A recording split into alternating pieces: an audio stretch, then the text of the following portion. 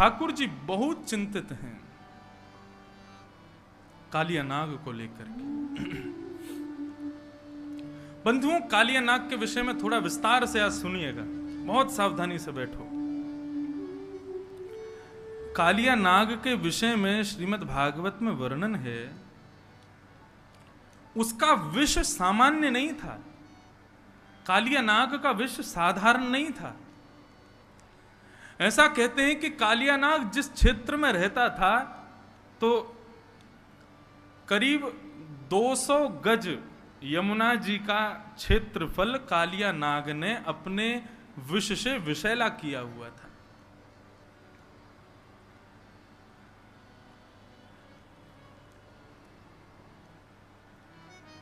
कालिया नाग जिस क्षेत्र में रहता है, पुरिया धनाश्री, जिस क्षेत्र में रहता है, उस क्षेत्र के आकाश में करीब 100 मीटर ऊपर तक भी यदि कोई पक्षी उड़ता है तो यमुना जी से निकलने वाले विष की जो भाप है, उस भाप से ही वो मर जाता है।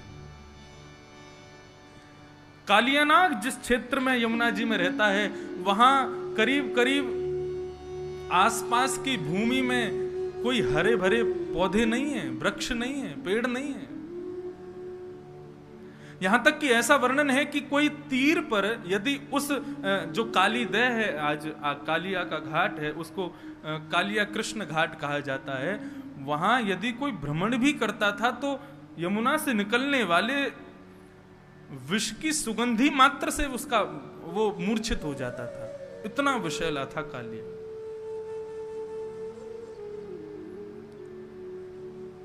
भगवान को 2-4 बार खबर मिली कि कुछ गाय यमुना का जल पीने के लिए जाती हैं और वहां यमुना जल पीते ही मूर्छित हो जाती हैं। बंधुओं, यमुना कौन है? यमुना साक्षात भक्ति है। और कालिया कौन है? कालिया ही अहंकार है। कई वैष्णव जन ऐसे होते हैं, कई भक्तगण ऐसे होते हैं, उनके भीतर भक्ति तो होती है लेकिन अहमत्व का त्याग वो लोग नहीं कर पाते। एक सूक्ष्म मैं भक्त हूं, ये भी एक अहंकार है, ऐसा अहम उनके भीतर बना रहता है। ठाकुर जी कहते हैं मुझको वो हल्का सा भी अहम प्रिय नहीं है, अहंकार प्रिय नहीं है। यमुना भक्ति स्वरूपा है और उसमें अहंकार रूपी कालिया नाग टिक नहीं पाएगा।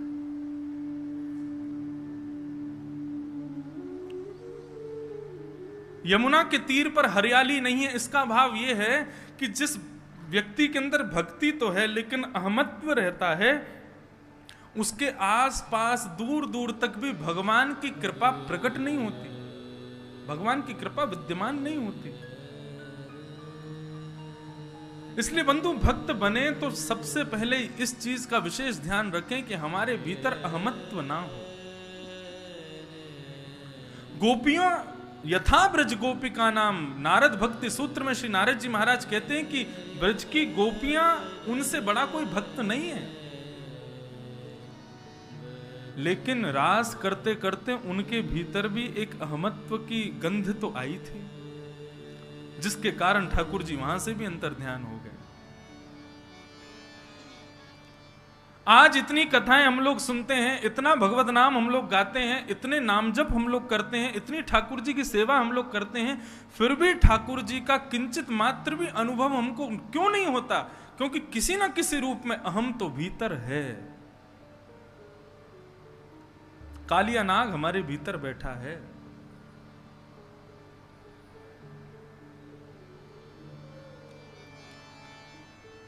उसको दूर करो।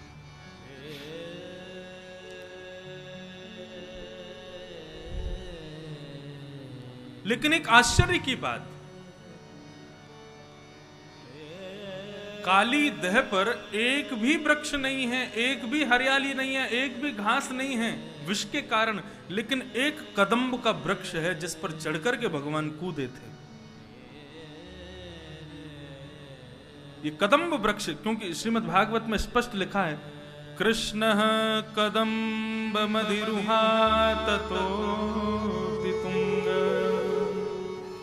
मास्फोट्यगाढरसनूनय पत्य विशोधे। एक कदम्ब का वृक्ष वहां है। परीक्षित जी महाराज ने पूछा, महाराज जब एक भी वहां पर घास नहीं, हरियाली नहीं, दूर दूर तक कोई प्रकट होने वाली जंतु नहीं, तो फिर ये कदम्ब कैसे जीवित है?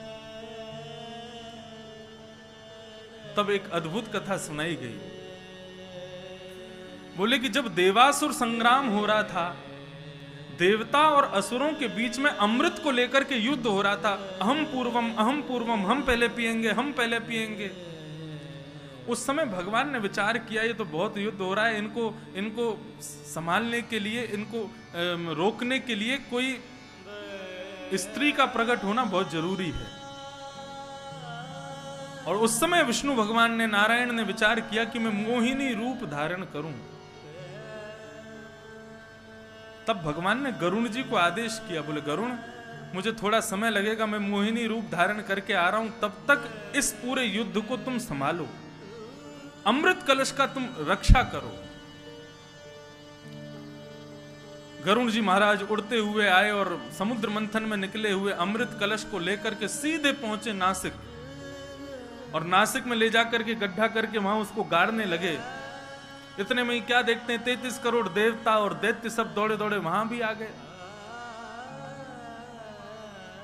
गरुण जी महाराज ने तुरंत वहां से अमृत कलश निकाला, 2-4 बूंद वहां गिर गई, इसलिए कुंभ वहां होने लगा। सीधे भागे प्रयागराज। प्रयागराज में भी समस्त देवता असुर आ गए, वहां से भागे हरिद्वार। हरिद्वार से जब भागने लगे तो कहां पहुंचे? यमुना के पुलिन पर। चाहते तो थे वृंदावन में विराजें, लेकिन देवता और असुर इतनी द्रुत गति से पीछा कर रहे थे कि थोड़ी देर बैठने का ही अवसर मिला। कहां बैठे? बोले यमुना के पुलिन पर विराजमान एक कदम्ब के वृक्ष पर बैठे, कलश को लेकर के। इसलिए वृंदावन में कुंभ नहीं लगता। कुंभ से पूर्व, हरिद्वार कुंभ से पूर्व केवल बैठक होती है। क्यों? क्योंकि अमृत कलश को लेकर के गरुण जी यहां बैठे थे, और उस समय अमृत कलश से कुछ बिंदु छिड़क करके उस कदम्ब ने अपने भीतर धारण कर लिए थे, जिसकी वजह से कालिया नाग के आगमन पर सब कुछ वहां से जा चुका था, लेकिन कदम्ब वृक्ष तब भी विद्यमान था, जिस पर चढ़कर के भगवान कूदे थे यमुना जी।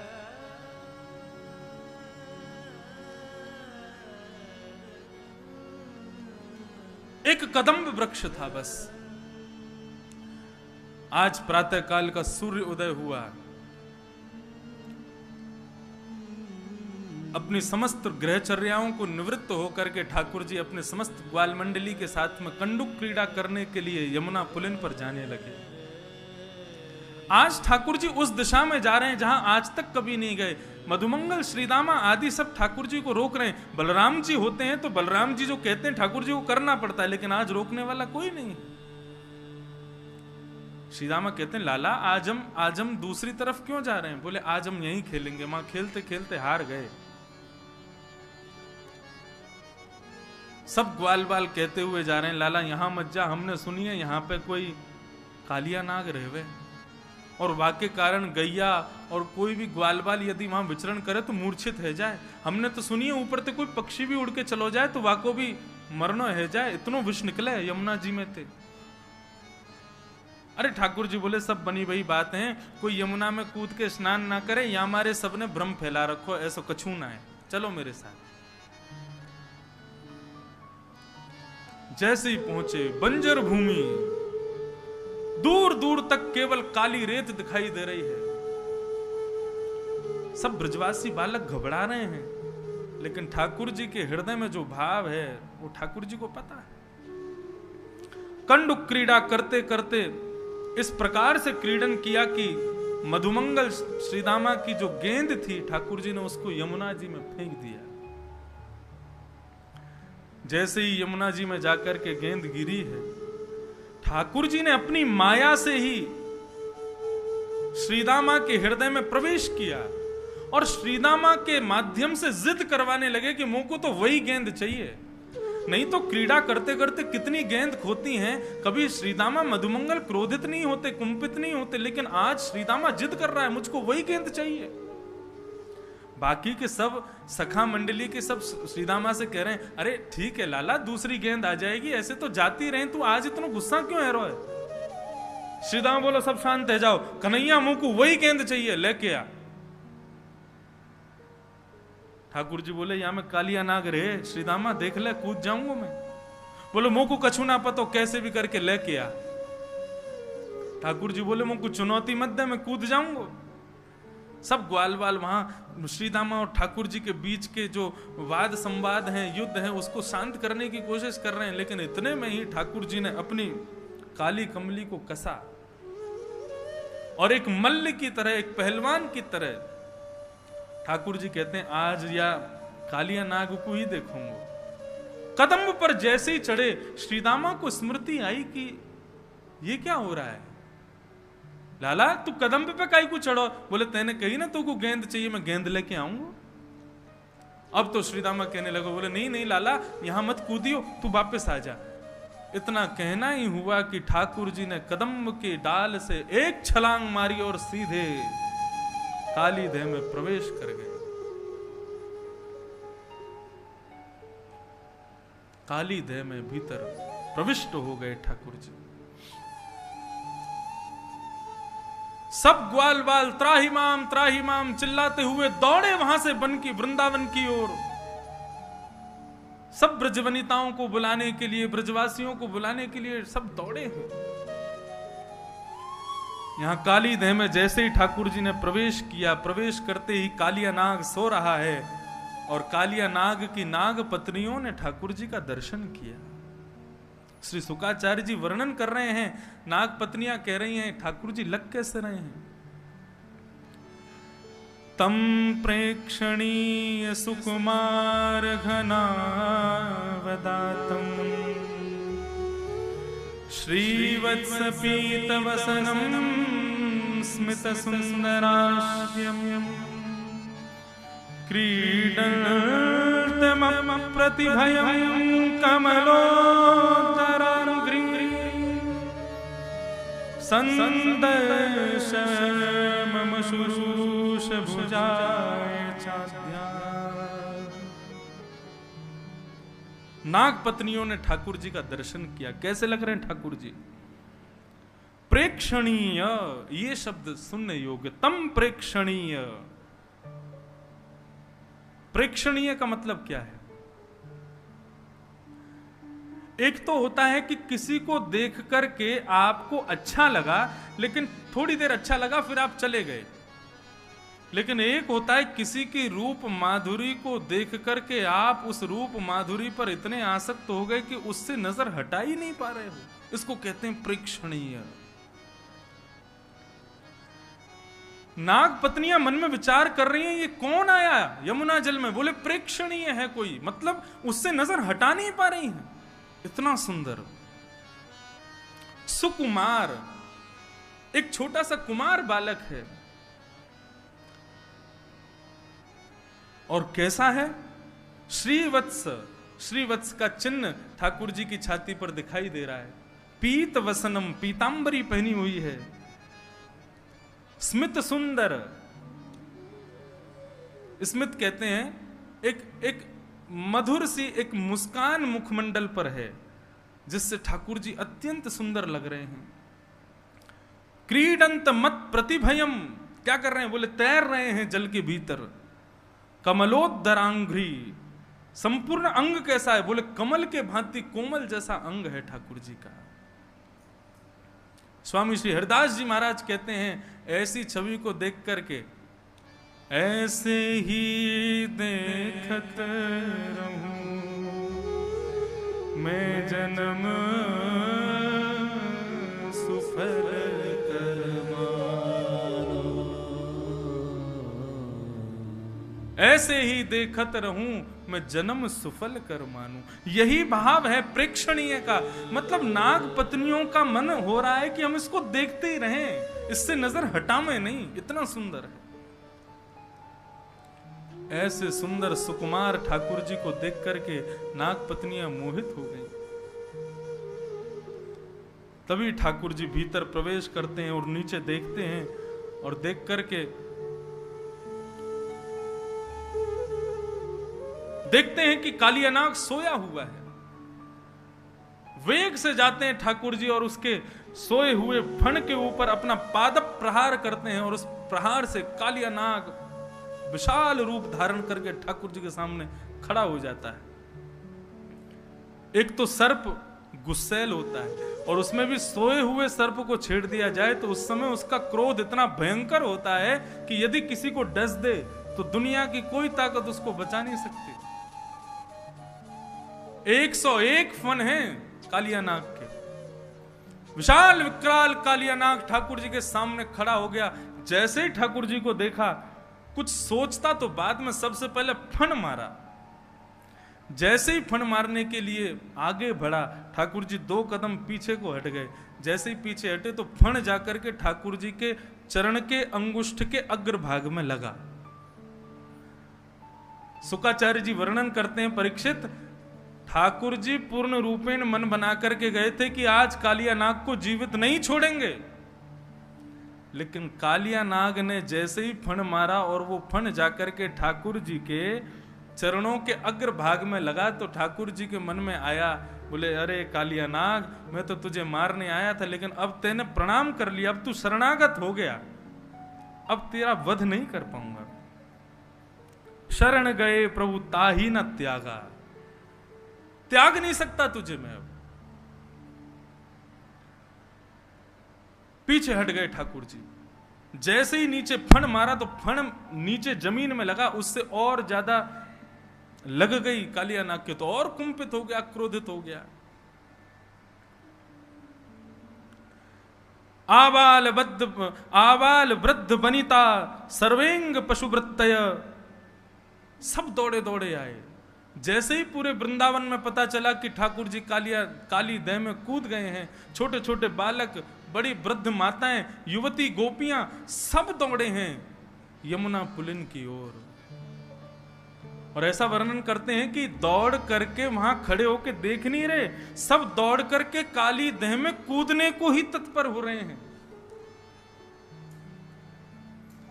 इतने में ही बलराम जी पहुंचे, और बलराम जी ने जाकर के काली दह के किनारे पर समस्त गोपांगनाओं को, समस्त ब्रजवासियों के चरणों में प्रणाम करके सबको रोका। कि कृष्ण प्राणान् निर्विशस्तो नंदादीन वीक्षय तम हृदम। बलराम जी समझा रहे हैं, बोले आपको कृष्ण पर विश्वास नहीं है। इतने बड़े बड़े राक्षस आए, लेकिन हमारे कन्हैया का बाल बांका किसी ने किया? अरे भूल गए क्या गर्गाचार्य जी कह के गए थे, नारायण समो गुणैहि, नारायण के समान गुण वाला है हमारा कन्हैया, थोड़ी देर प्रतीक्षा करो, हमारो कन्हैया बाहर निकल के आवेगो। यहां कालिया नाग ने अपने संपूर्ण अंग को ठाकुर जी के चारों तरफ लपेट लिया, और लपेट करके ऊपर फण लेकर के ठाकुर जी के ऊपर देख रहा है ठाकुर जी को। जैसे ही कालिया नाग ने अपने फण उठा करके ठाकुर जी की ओर अपने फण को झुकाया, और जैसे ही डसने को आगे बढ़ने लगा, बलराम जी ने ऊपर से ही ठाकुर जी को देखा। लो कन्हैया, इतनी प्रतीक्षा किस बात की कर रहे हो? अरे इस काली नाग को मजा क्यों नहीं चखा देते? जब बलराम जी ने ये आश्वासन दे दिया कि हमको कोई दिक्कत नहीं है, तुम कर लो जो करना है, ठाकुर जी ने तुरंत अपना वेग से शरीर फुलाना शुरू किया। कालिया नाग की नस नस ढीली हो गई।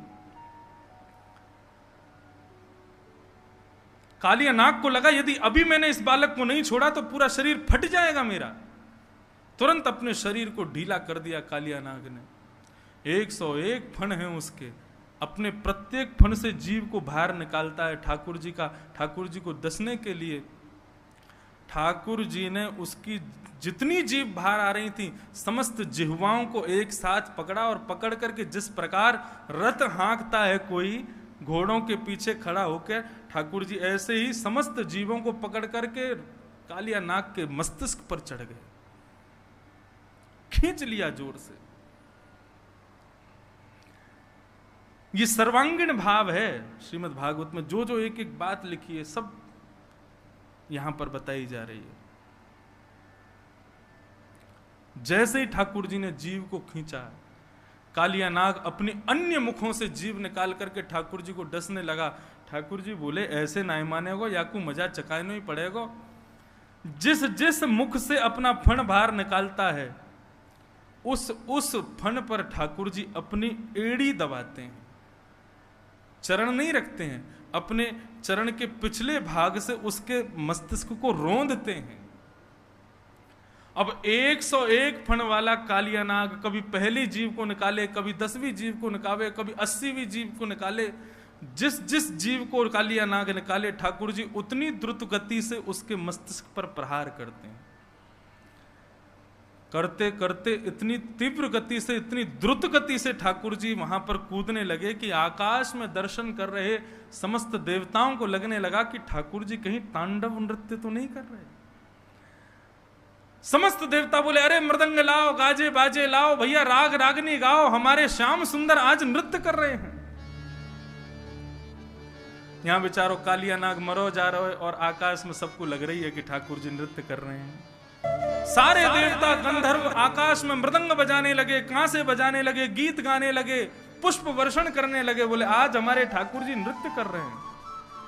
शुक्राचार्य जी कहने नृत्य हो नहीं रहा है, लेकिन सबको लग रहा है कि ठाकुर जी नृत्य कर रहे हैं। जैसे ही ठाकुर जी ने द्रुत गति से घूमना शुरू किया,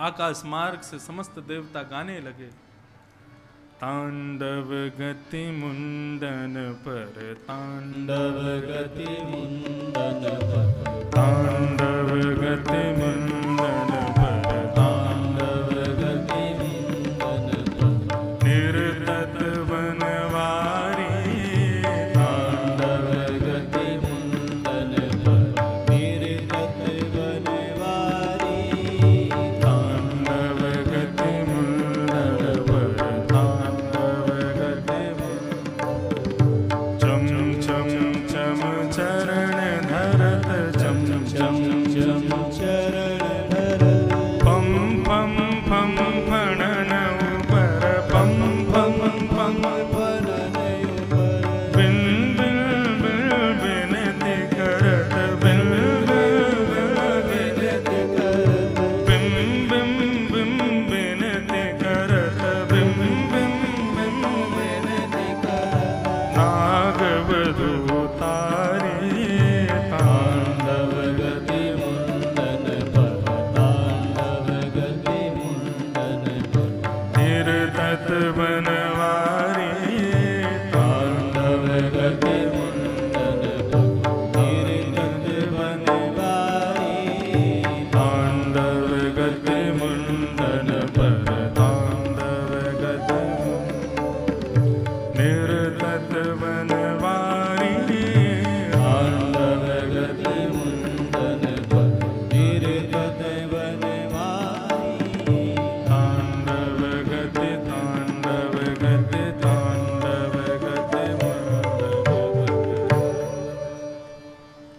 तांडव नृत्य कर रहे हैं ठाकुर जी।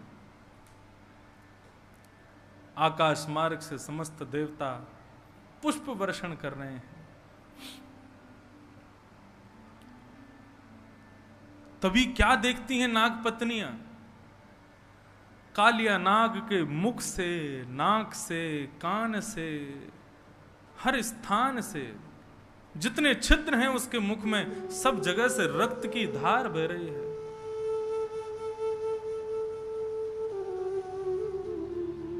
नाग पत्नियों ने सोचा कि यदि अब ठाकुर जी से प्रार्थना नहीं की तो हमारे पतिदेव मारे जाएंगे, मर जाएंगे।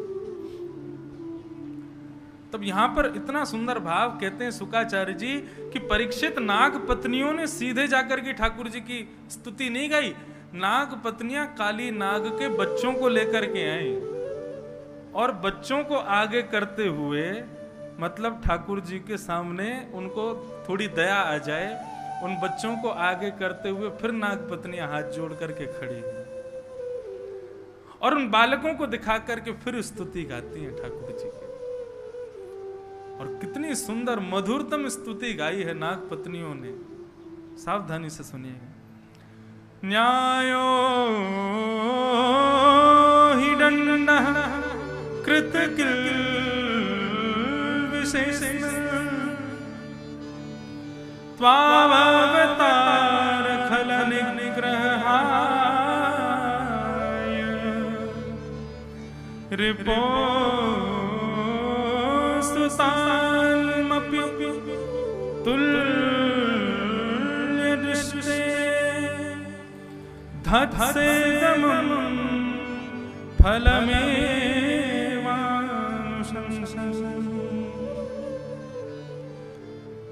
नाग पत्नियां कह रही हैं, हे प्रभु, न्यायो ही दंडः कृत किल विशेषमिन। किलविश कहते हैं पापी को, पाप को। पाप करने वाले को दंड मिलना चाहिए, वही न्याय है प्रभु। लेकिन आपका अवतार भी इसी के लिए हुआ है, खलों को इस प्रकार से सुधारने के लिए ही आपका अवतार हुआ है। बल्कि आपका स्वभाव तो कैसा है, बोले रिपोह सुतानपि, बोले आप अपने दुश्मन में और अपने पुत्र में भी भेद नहीं करेंगे यदि वो गलत हो तो। हम जानते हैं प्रभु आपका स्वभाव मंगलमय है, निर्मल है, लेकिन हम तो ऐसा समझती हैं कि हमारा पति पापी नहीं है, इसने पाप नहीं किया है। तो बोले क्या है, बोले धत्से दमम अनुग्रहोयम भवतः कृतो हीनो। हमारा पति पापी होता तो आप दंड देते, लेकिन आप दंड नहीं दे रहे हैं, आप तो हमारे पति के ऊपर, कालिया नाग के ऊपर कृपा कर रहे हैं। अपने चरणार विंदों को उसके प्रत्येक मस्तिष्क पर रख करके आप कृपा कर रहे हैं। भगवान बोले आपको इसमें कृपा का दर्शन कहां से हो रहा है, इसमें मेरी कृपा कहां दिख रही है, मैंने क्या दुर्गति कर दी कालिया नाग की और आप कह रहे हो मैं कृपा कर रहा हूं। तब गोपियां कितनी अच्छी बात कहती हैं, ननाकपृष्ठं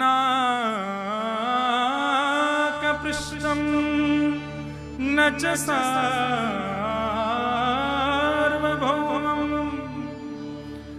न पारमेष्ठं न रसाधिपत्यं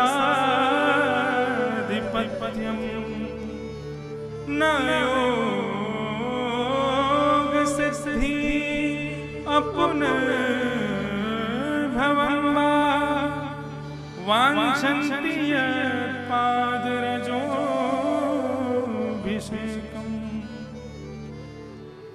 वाञ्छन्ति यत्पादरज प्रपन्ना। श्रीमद् भागवत में ये श्लोक अनेक जगह है, एक जगह पर अलग भाव है। यहां पर कालिया नाग की पत्नियां क्या कह रही हैं, आप हमारे पति के ऊपर कृपा कर रहे हैं, उसको मार नहीं रहे हैं। भगवान बोले इसमें कृपा का दर्शन कहां हो रहा है। बोले एक बात बताइए, सर्वश्रेष्ठ जो भक्त होते हैं आपके, उनको आप क्या कहते हैं। भगवान बोले प्रपन्न। प्रपन्न में और भक्त में अंतर क्या है। भक्त किसे कहते हैं,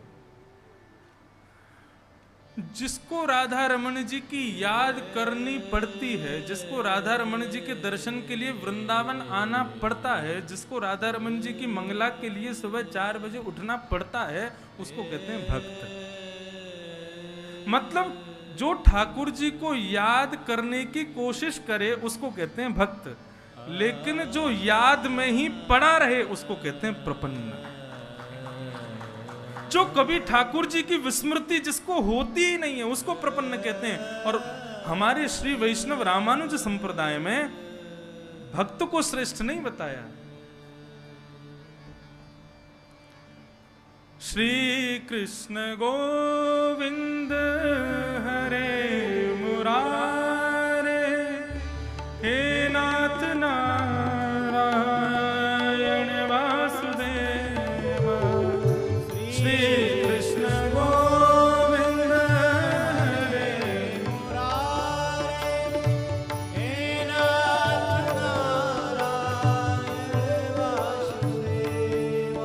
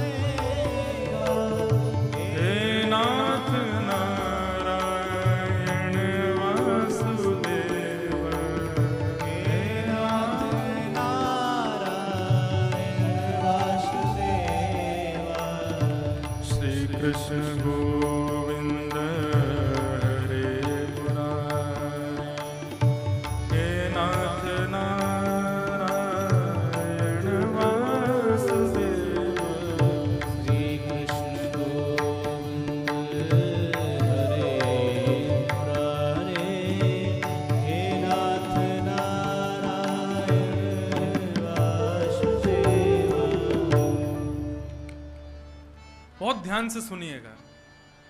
मुझे वास्तव में इतना आनंद आया जब नाग पत्नियों की स्तुति सुनी। वो कितने बुद्धिमत्ता से, कितनी बढ़िया तरीके से अपने पति को बचा रही हैं। वो भगवान से कहती है, प्रभु आपके विशिष्टतम भक्त को क्या कहा जाता है? प्रपन्न। और प्रपन्न का अर्थ क्या होता है? जो आपको याद करता है, कभी कभी उसको भक्त कहते हैं, या जिसको याद करने के लिए कोशिश करने, या फिर इतना कहें, समझिए, भगवत प्राप्ति के लिए जो साधनों का सहारा लेवे उसको कहते हैं भक्त। और बिना साधन के साध्य की गोपियां कह रही हैं, कहते हैं प्रपन्न। वांछन्ते यत्पादरच प्रपन्न। बोले प्रभु आपके प्रपन्न भक्त क्या चाहते हैं आपसे? कुछ नहीं चाहते। न नाग पृष्ठम न च सार्वभौमम न पारमेष्ठम न रसाधिपत्यम न योग सिद्धि या पुनर्भवम बा। ना ही उनको स्वर्ग चाहिए, ना ही उनको वैकुंठ चाहिए, ना ही सार्वभौम चाहिए, ना ही रसाधिपत्य चाहिए, ना ही नरक का स्वामी बनना है उनको। आपके प्रपन्न भक्त को केवल आपके चरणों की रज चाहिए और कुछ नहीं चाहिए। ये प्रपन्न भक्त की ख्वाहिश है जीवन की, उसको केवल आपके चरणों की रज चाहिए। और आज हमारे पति को चरण रज नहीं, साक्षात आपके श्री चरणारविंद प्राप्त हो रहे हैं। हम कैसे कह लें, हम कैसे समझें इस बात को कि हमारा पति कोई कोई कोई किल्विश है, इसने कोई पाप किया है? नहीं प्रभु, हमारे पति ने जरूर ही तपः सुतपम किमनेन पूर्वम, इसने जरूर अपने पूर्व जन्म में कोई तप किया होगा जिसके फलस्वरूप आपके चरणारविंद इसको प्राप्त हो रहे हैं।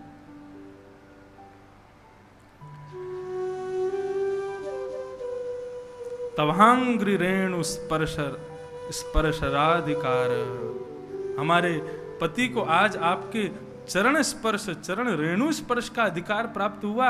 हमें तो उससे यह पता लगा है कि हमारा पति कोई पूर्व जन्म का बहुत बड़ा तपस्वी है, इसने कोई पाप नहीं किया है।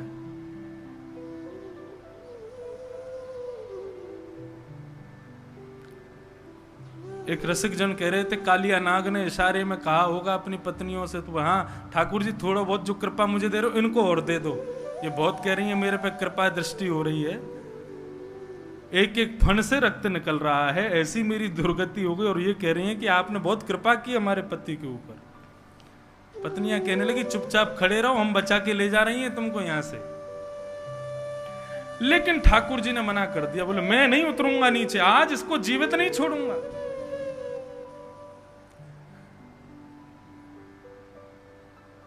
तब नाग पत्नियों ने एक युक्ति अपनाई और कहा, प्रभु यदि आपके पाद प्रहार से कालिया नाग का वध हो गया ना तो जाएगी लाज तुम्हारी।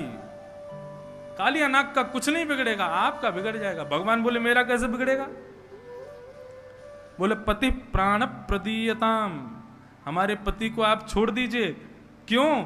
बोले यदि हमारे पति के प्राण निकल गए और कल को किसी ने पूछा, बोले भैया वो आदमी कैसे मर गया था? बोले उसके सिर पे काम मंडरा रहा था। वो कैसे मर गया? बोले उसके सिर पे काल मंडरा रहा था। वो कैसे मर गया? उसके सिर पे लोभ मंडरा रहा था। कोई पूछेगा कालिया नाग कैसे मर गया? बोले कृष्ण मंडरा रहे थे उसके सिर पे। आपकी लाज चली जाएगी यदि हमारा पति मर गया तो। तत्क्षण ठाकुर जी नीचे कूद गए। बोले नहीं फिर तो हम कालिया नाग को छोड़ देंगे। कालिया नाग के फण से नीचे उतर गए ठाकुर जी और नीचे उतर करके खड़े हो गए। कालिया नाग की हालत खराब हो गई। भगवान से कहने लगा, अरे उतर क्यों गए? आ जाओ अभी और मारो, जान से खत्म कर दो, मार दो हमको, जीवित क्यों छोड़ रहे हो आप? कालिया नाग कहता है, स्वभावो दिस्त्रजो नाथ लोकानां यद सद्गृह। हमारा स्वभाव जो इतना दुस्त्यज बनाया वो किसने बनाया? भगवान बोले मैंने बनाया। पूरी सृष्टि की रचना आप करते हैं, प्रत्येक मानव को आप बनाते हैं, प्रत्येक जीव को आप बनाते हैं। हम सर्पों को आपने बनाया, सर्पों का इतना भयभीत, इतना भयावह स्वभाव आपने बनाया, हमारी जिह्वा में विष आपने भरा। भले अपने जन्म से मिले हुए स्वभाव को कोई कैसे छोड़ सकता है? कालियानाग स्पष्ट करता है, स्वभावो द्विस्तजो नाथ लोकानाम यदसत ग्रह। व्यक्ति सबको छोड़ सकता है, लेकिन जन्म के बाद जो सबसे पहला स्वभाव उसके भीतर आता है उसको छोड़ना बहुत मुश्किल होता है। प्रभु, मुझे विषैला आपने बनाया, मुझे क्रोधी आपने बनाया, इसमें मेरी क्या गलती है? आप मुझे क्यों मार रहे हैं? बहुत दुस्तेज होता है जन्म से मिले हुए स्वभाव को छोड़ना।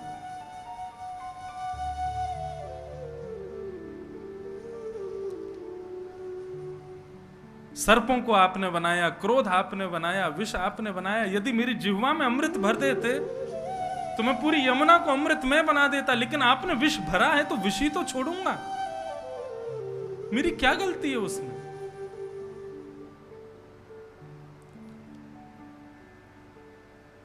और अंत में तो यही कह देता है, भवान ही कारणम तत्र सर्वज्ञो जगदीश्वर। ये जो कुछ भी हो रहा है, मैंने यमुना को विषैला किया, मेरे कारण इतने सारी गाय, इतने सारे ग्वाल बाल मारे गए, इन सब में मेरा कोई दोष नहीं है। भवान ही कारणम, आप ही कारण हो, क्योंकि आपने ही मुझे ऐसा बनाया है। भगवान थोड़ी देर तो सुनते रहे और सुनते सुनते मन में विचार करने लगा, भी ये कालियानाग अपने जाल में फंसा रहा है। काली, बाली, बलि, इन तीनों के आगे भगवान हार गए। कालियानाग कह रहा है मुझ में विष भरा, मेरी क्या गलती? बाली कहता है मुझे मेरे सामने आके मार के दिखा दे, छुपके क्यों मारा? अब बलि कहता है प्रभु आपने 2 पग से तीनों लोक नाप लिए, तीसरा पग मेरे सिर पर रख दो, ठाकुर जी कुछ कर ही नहीं पाए।